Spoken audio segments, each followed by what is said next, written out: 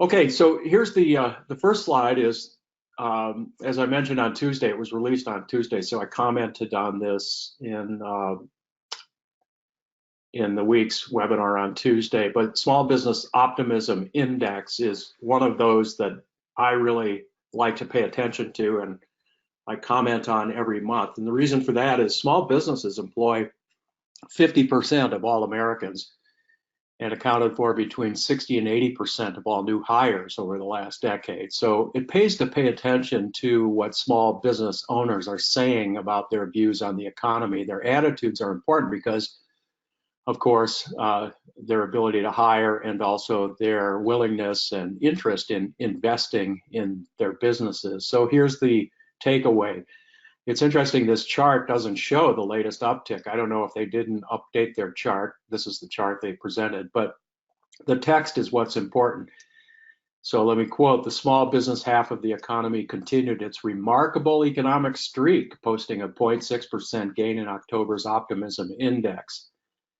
A continued focus on a recession by policymakers, talking heads, and the media clearly caused some consternation among small businesses in previous months, but after shifting their focus to other topics, it's become clear that owners are not experiencing the predicted turmoil. I just think that commentary is pretty darned interesting, talking about their observation that the media really whips up a lot of negativity, and yet if you survey small business, they're actually quite optimistic. And so I think that bodes well for the economy, the economic outlook. This morning was released retail sales for October, and it looks like retail sales are taking a pause month over month. You know what I think is unusual about that commentary? These guys usually don't throw the media under the bus like that. Oh. You know what I'm saying? You don't expect that from NFIB. Interesting. I don't you think? Yes, I think you're probably correct in that. I didn't think about that, but I thought it was, the jab that they took at the media, I thought was it's unusual. It's unusual for them. They're not usually so talkative or opinionated. Yeah. Okay, I'll shut up. So retail sales looks like it took a pause month over month, but year over year, the 3.9% is still a very strong number. Interestingly, in the the stock market, again, hitting new highs today is continues to reflect real optimism over consumer spending.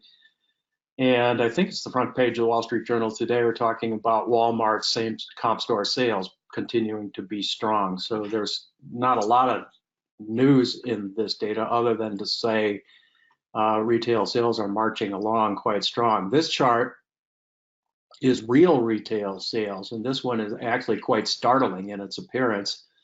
This lags a month because the inflation deflator lags by a month. So this is through August, but I think what's interesting about this is how it has spurted to a record all-time high of 3.2%. And again, this is retail sales deflated, retail sales adjusted for inflation. Okay, so that's it for this week's news. Major economic trends are always unfolding, but are hidden in plain sight. Only if you know what to look for would you see the spectacular, real retail sales growth trend in this picture.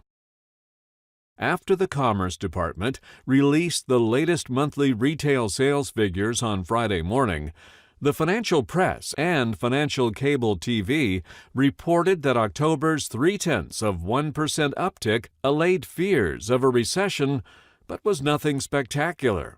The press totally missed the hidden trend in the economic picture by not adjusting retail sales for inflation.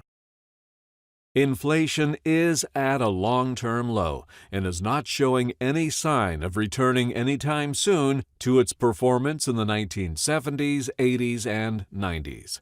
A low inflation rate masks strong real growth in consumer spending, but spotting it in the current investment picture requires a trained eye.